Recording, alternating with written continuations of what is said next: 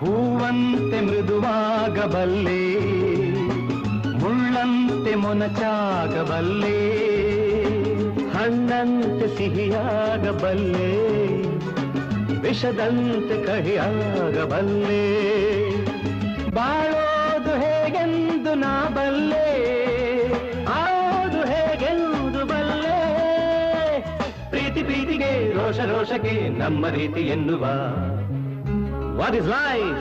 Life is a duty.